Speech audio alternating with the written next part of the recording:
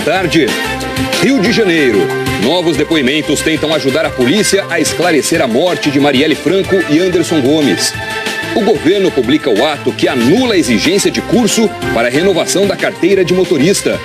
Uma pesquisa conclui que a quantidade de médicos no Brasil está aumentando, mas a maioria ainda prefere trabalhar nas capitais e grandes cidades.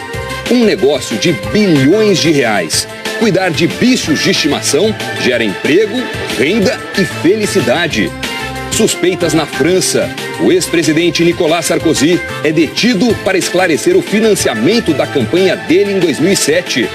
O presidente Donald Trump endurece na guerra contra o crime e defende a pena de morte para traficantes de drogas. Uma resposta à epidemia de opioides, que mata mais de 40 mil pessoas por ano nos Estados Unidos. E o prenúncio de uma extinção. Morre no Quênia o último rinoceronte branco macho do mundo. O Jornal Hoje está começando.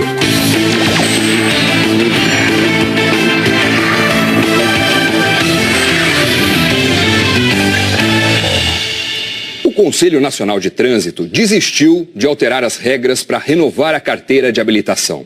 O governo publicou hoje, no Diário Oficial, o ato que cancelou as mudanças. A proposta do CONTRAN obrigaria os motoristas que fossem renovar a carteira de motorista a fazer um curso teórico e uma prova, além do exame médico, que já é obrigatório.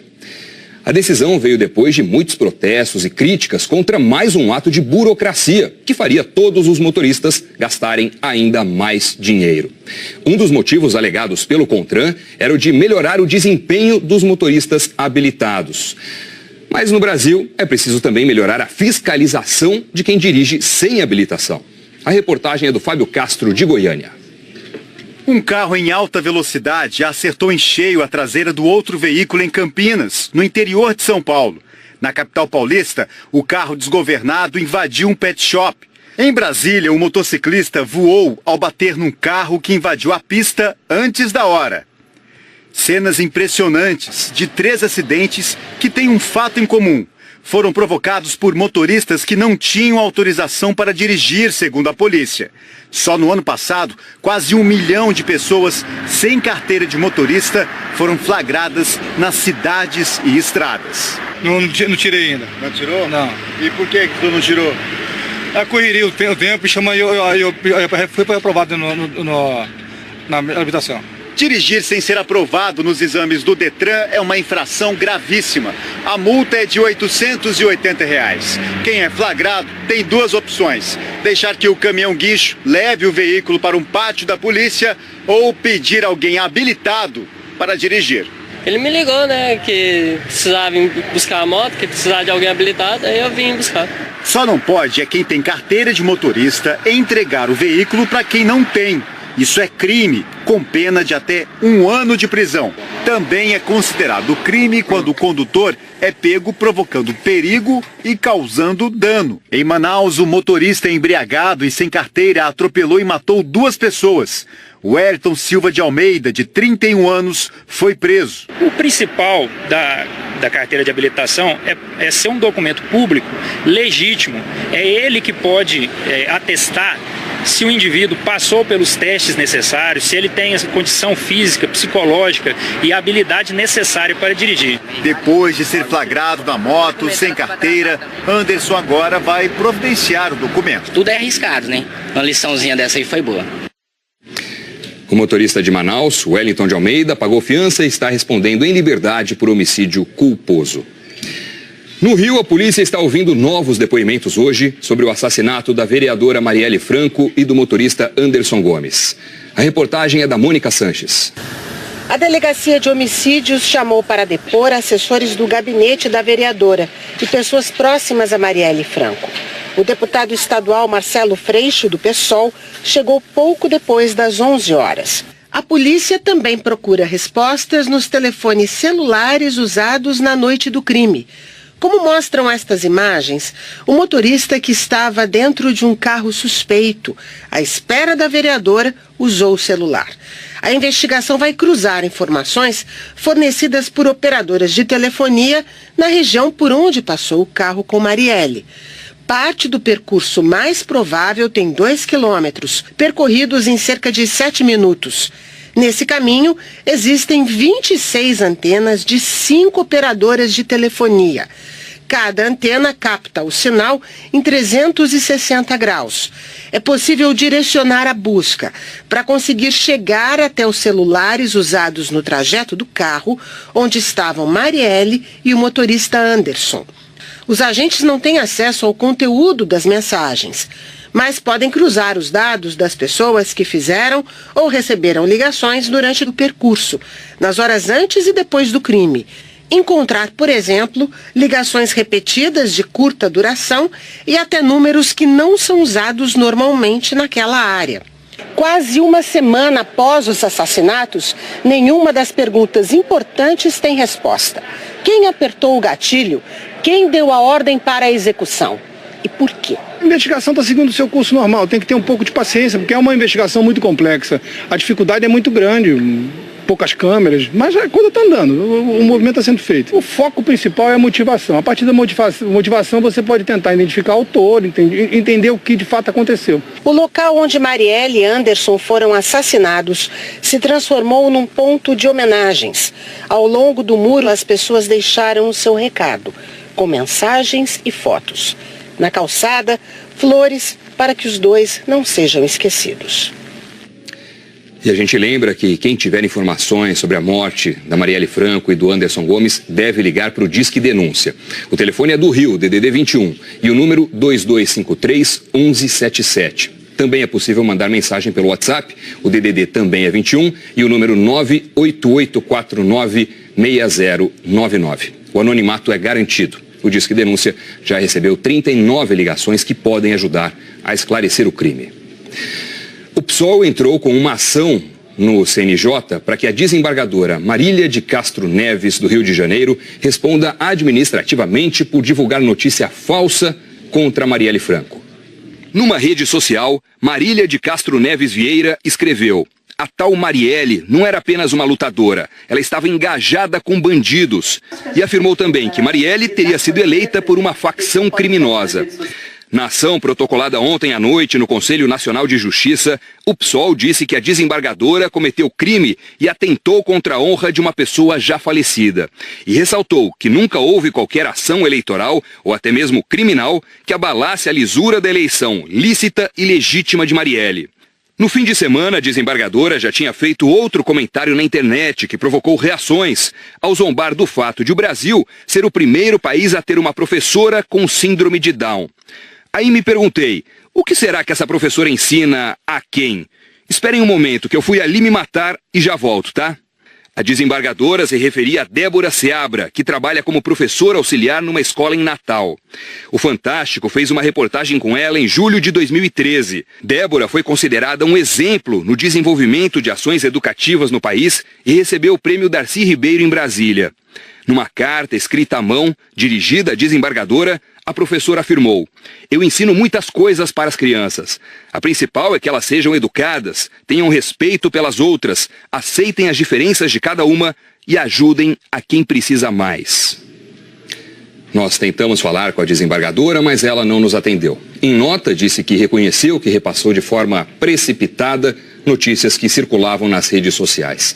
O Corregedor Nacional de Justiça, ministro João Otávio de Noronha, afirmou há pouco que vai estudar o caso e as possíveis medidas que podem ser adotadas em relação à declaração da desembargadora. Na madrugada de ontem, bandidos cercaram o caminhão da banda da cantora Katy Perry, que se apresentou domingo na Praça da Apoteose, no Rio. O cerco foi a caminho do aeroporto. Segundo a polícia, os assaltantes desistiram do roubo quando viram que a carga só tinha as roupas do figurino da cantora americana. No show, Katy Perry homenageou a vereadora Marielle Franco.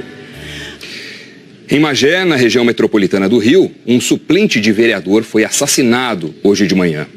Paulo Henrique Dourado Teixeira foi morto a tiros dentro do carro.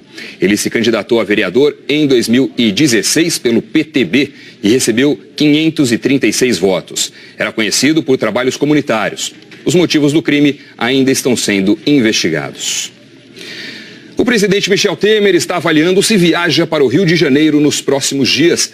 Vamos falar com a repórter Andréa Sadi em Brasília, que tem os detalhes. Sadi, boa tarde. O martelo com relação ao dinheiro da intervenção não foi batido, mas a pauta agora é a viagem. Vai ou não vai? Pois é, Doni, boa tarde para você, boa tarde a todos. O presidente Michel Temer já discute essa viagem para fazer o anúncio do dinheiro para a intervenção federal no Rio entre hoje e amanhã. Como você disse aí no estúdio, ainda não está batido o martelo sobre este dinheiro. O Palácio do Planalto ontem disse que vai destinar 1 bilhão para a intervenção federal no Rio. Deve ser por uma medida provisória. Essa medida provisória ainda está em discussão lá no Palácio do Planalto.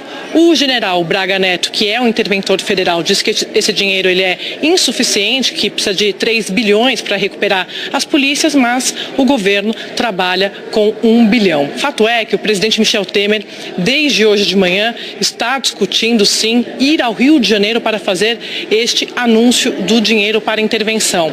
Hoje de manhã ele conversou sobre isso com o Moreira Franco, que é o secretário-geral da presidência, e também com o ministro Sérgio Etchegoyen, do Gabinete de Segurança Institucional. Segundo assessores do presidente, essa viagem chegou a ser cogitada para hoje, mas deve ficar para amanhã. Lembrando, Doni, aí no estúdio, que na sexta-feira o presidente Michel Temer cancelou a viagem ao Rio para fazer o balanço de 1 mês da intervenção federal.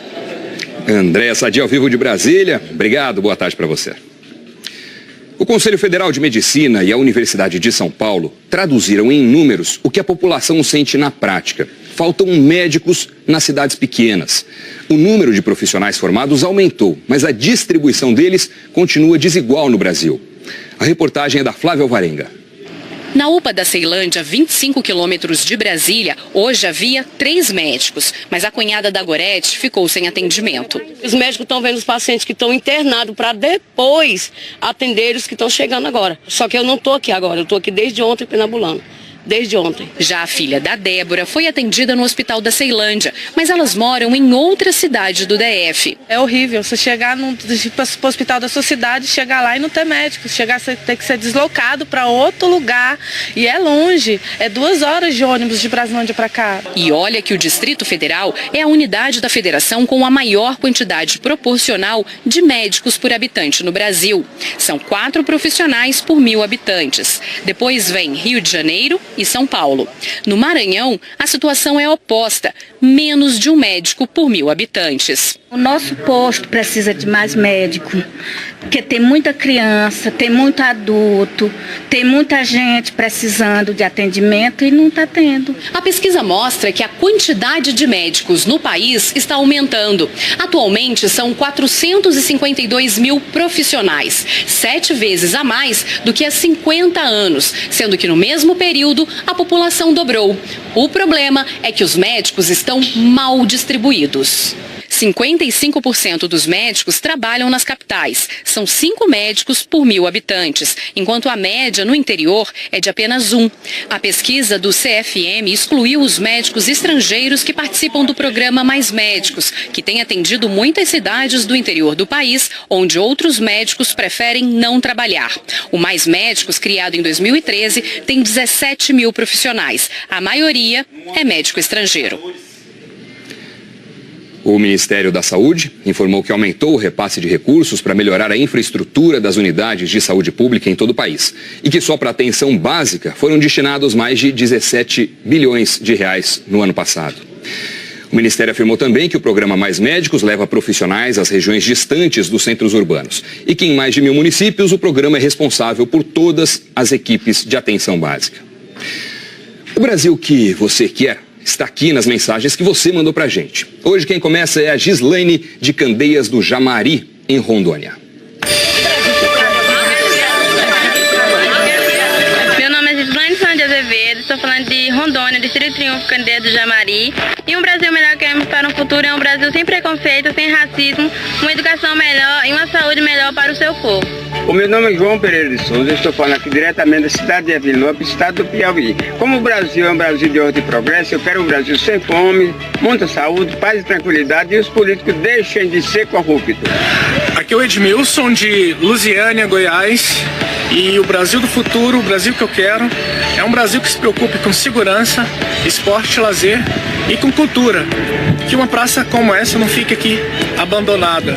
Sou Rosana Marques, de Juruáia, Minas Gerais, de mulheres que lutam por oportunidades iguais, que acreditam num país unido e diferente.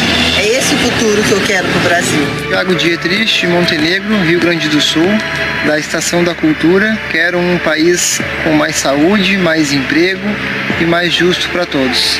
Sou Luana Soares, de Bela Cruz, Ceará. O país que eu quero é um país onde os deputados e os governantes liguem mais para o nosso povo, que eles sejam mais prestativos e atenciosos com o pessoal do Ceará, que a gente só conhece eles de 4 em 4 anos.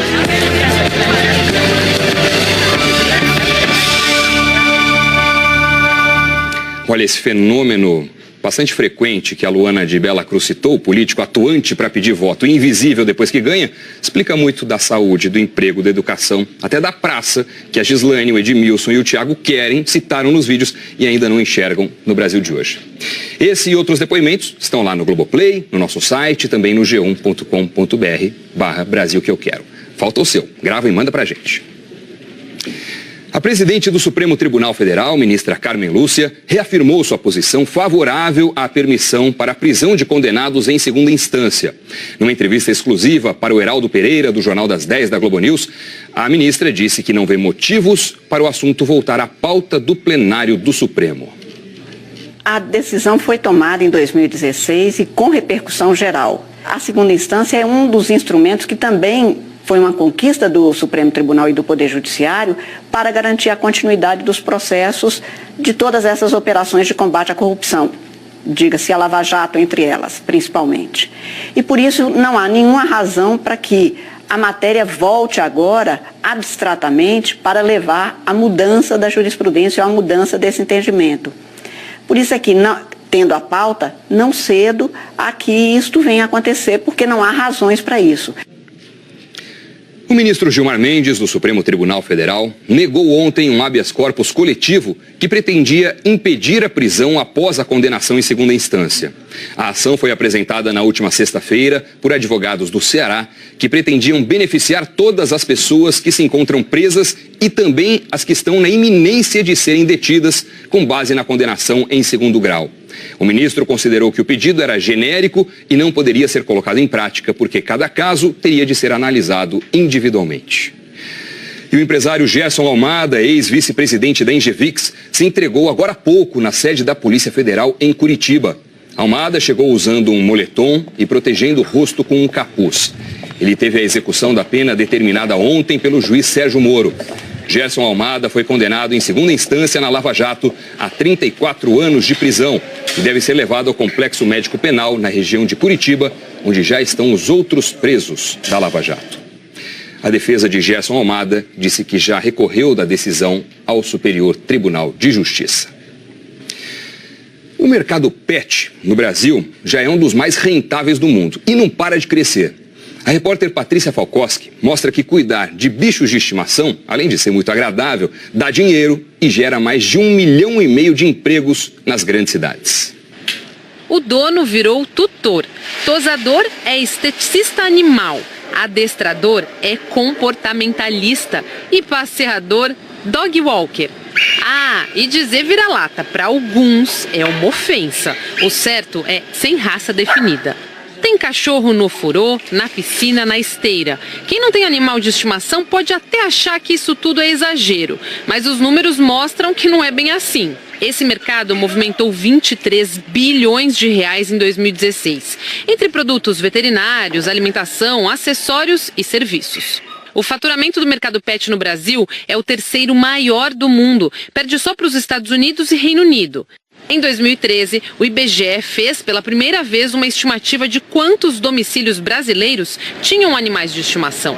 E contou 132 milhões de pets, uma bicharada que acabou salvando muita gente da crise. O Lucas ganha mais hoje do que quando trabalhava numa multinacional. Ele é adestrador, cobra R$700 por um pacote de 8 aulas e tem 15 clientes. Hoje, como é que tá a sua agenda? Lotada. Não param de me chamar, graças a Deus, e eu tenho fila de espera. Outro que trocou de ramo foi o William. Passou de vendedor de carros para recreador de cachorros. O pessoal investe porque gosta do bichinho, né? Não deixa de ser mais um membro da família, né? E aí é bom para você. Pra gente mais ainda. Quem mora nas grandes cidades como São Paulo, por exemplo, muitas vezes tem uma rotina que não consegue dar conta dos cachorrinhos passear como eles precisam. Por isso, este é um espaço feito para eles brincarem. Eles passam o dia assim, ó, cheio de atividades de lazer. Há 3 anos, esse espaço tinha 5 profissionais. Agora, tem 17. A gente pode até falar que o céu é o limite, né? Tem gente que investe R$1.000 por mês, tem gente que investe R$4.000. E se o bicho fica doente, precisa de cuidados. Esse hospital veterinário emprega 60 profissionais e exige cada vez mais especialização. Mais ou menos um cliente gasta por volta entre 500 a R$1.000. Aí se ele precisar fazer uma cirurgia, uma internação, alguma coisa assim, acaba sendo um pouco mais caro. O setor gera 1.700.000 empregos formais e muitos informais também. O segmento ele não vai parar. Isso, ele vai andar. Se nós sobrevivemos a essa crise monstruosa que aconteceu agora, imagina quando o mercado começar a andar de novo. E é só ser criativo para encontrar um espaço nesse mercado.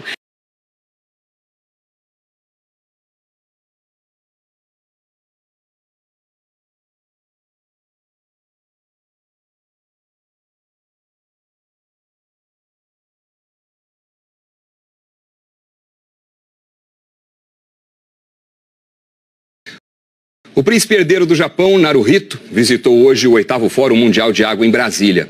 Naruhito se encontrou com o governador do Distrito Federal, Rodrigo Hollenberg, do PSB, e defendeu a união de vários setores da sociedade para a solução dos problemas relacionados à água. Representantes de 11 países participaram do fórum, que vai até sexta-feira.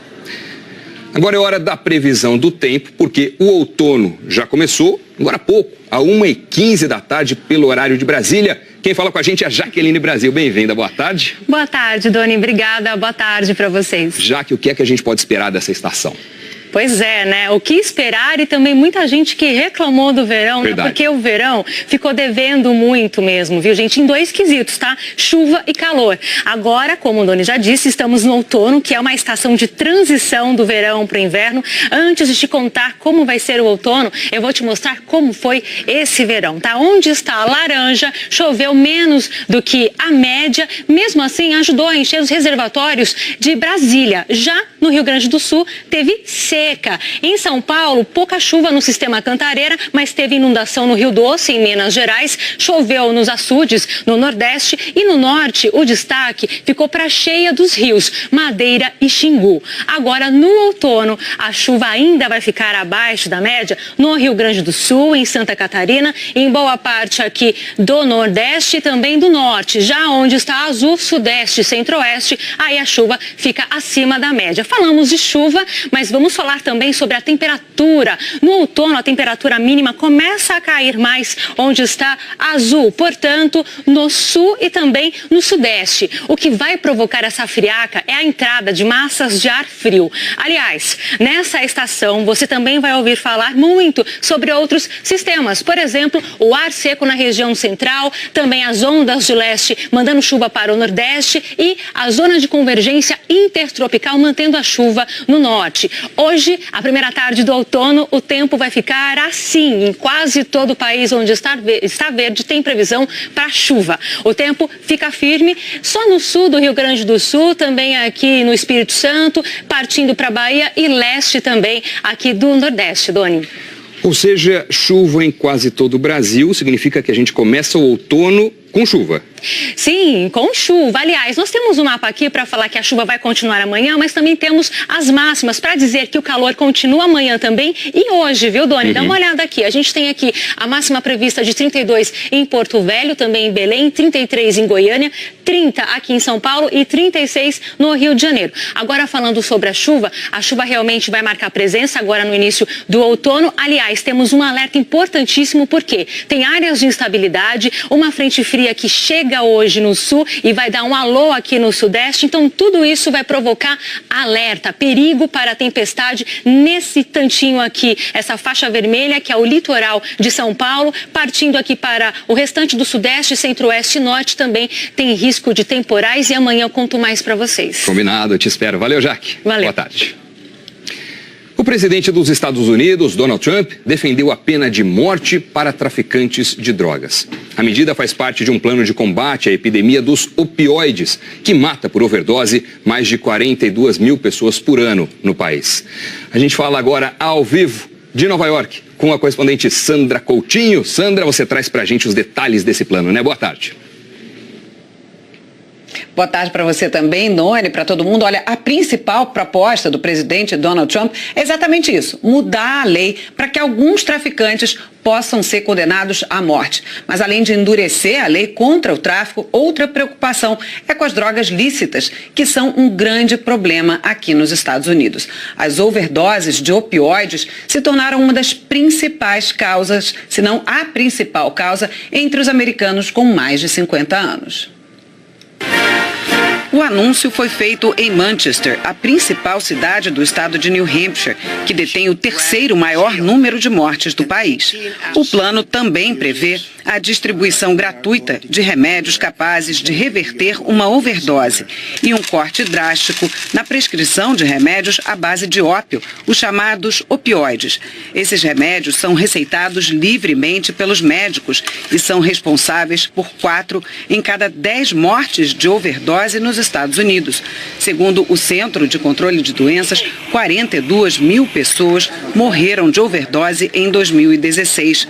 Do ano 2000 até 2016, o excesso da droga matou 600 mil pessoas. Isso corresponde a uma média de 115 mortes por overdose por dia.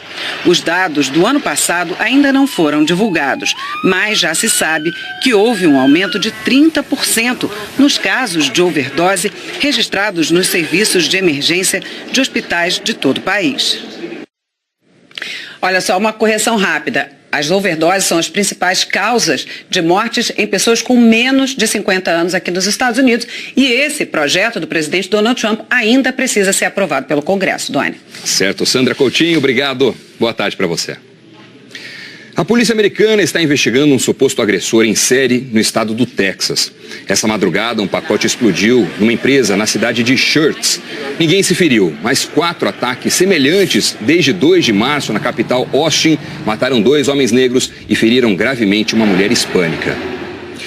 O governo da Índia confirmou a morte de 39 trabalhadores indianos em Mossul, no Iraque.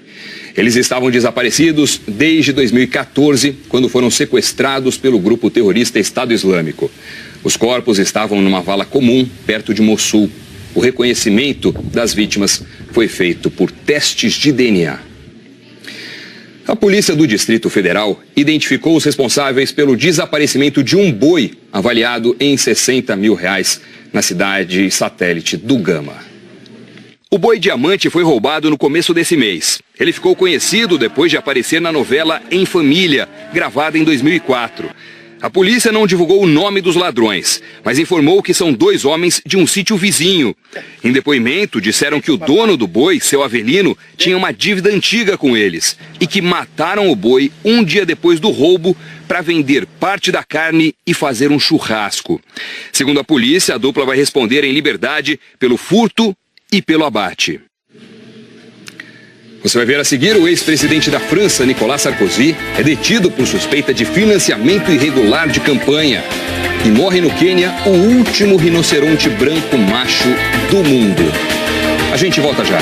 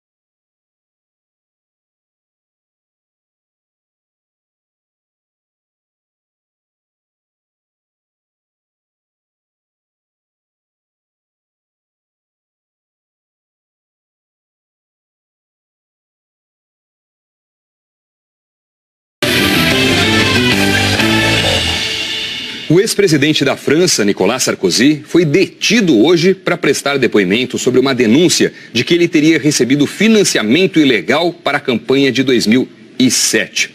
Nossa próxima parada é em Londres. Quem está por lá é a correspondente Cecília Malan. Cecília, boa tarde para você. Conta um pouco dos detalhes dessa denúncia contra o Sarkozy. A polícia francesa, Doni, quer saber se Sarkozy recebeu doações ilegais do ditador Muammar Gaddafi da Líbia. Um ex-ministro de Sarkozy também está sendo ouvido.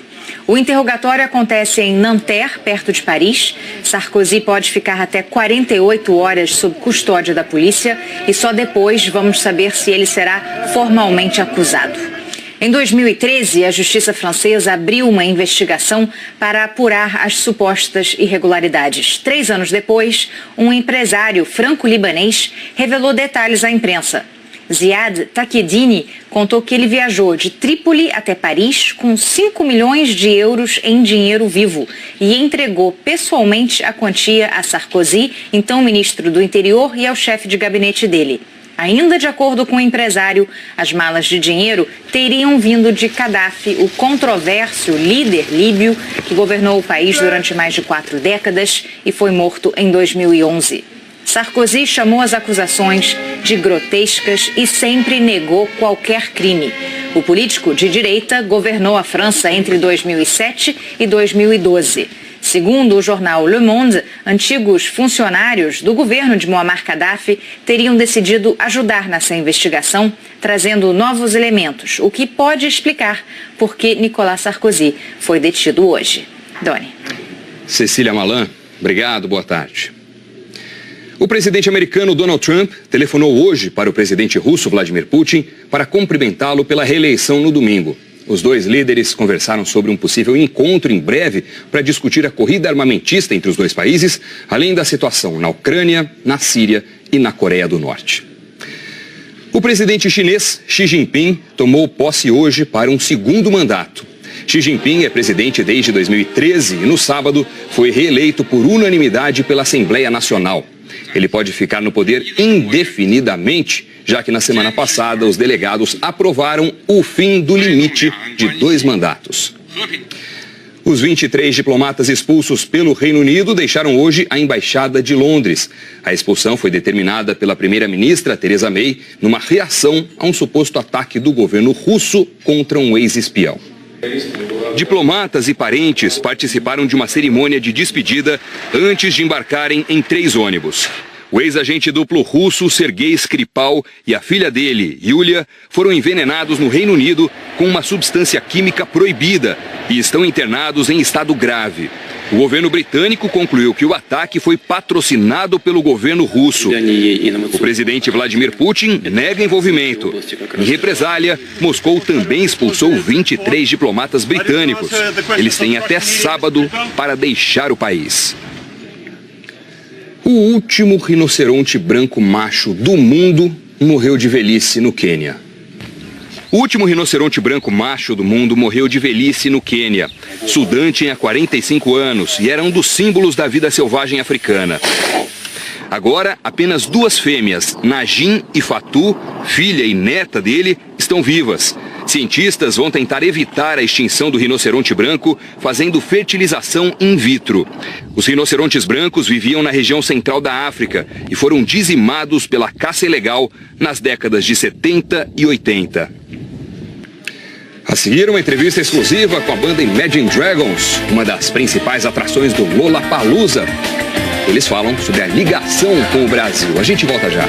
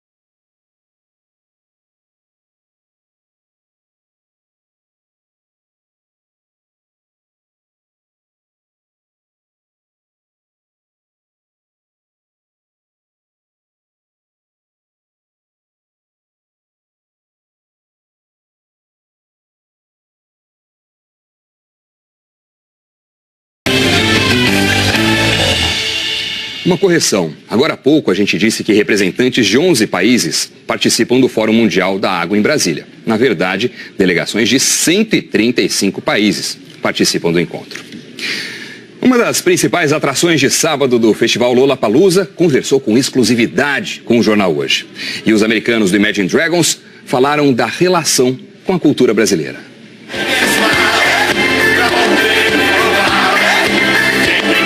A banda Imagine Dragons não esconde que adora tocar no Brasil. Brazil has the greatest audience in the entire world.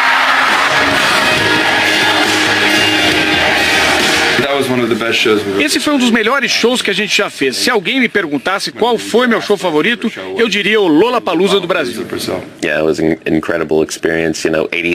Foi uma experiência incrível, 80 mil pessoas assistindo ao show. Foi a nossa primeira apresentação no Brasil e as pessoas estavam lá, pulando e cantando com a gente.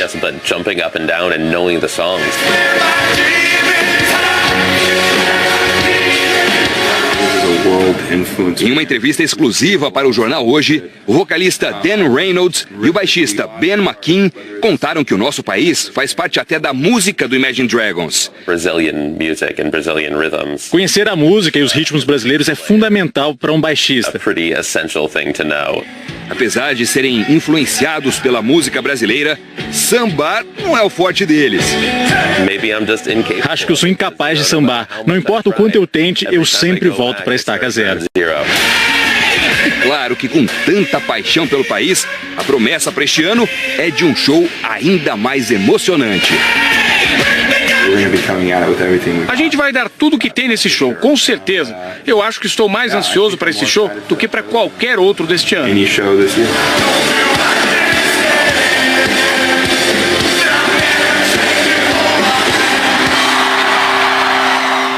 Vamos ver, tá chegando. Jornal Hoje termina aqui, você acompanha outras notícias no Jornal Nacional. Para rever as reportagens exibidas, é só ir lá no Globoplay. Muito obrigado pela companhia, para você uma boa tarde e até amanhã.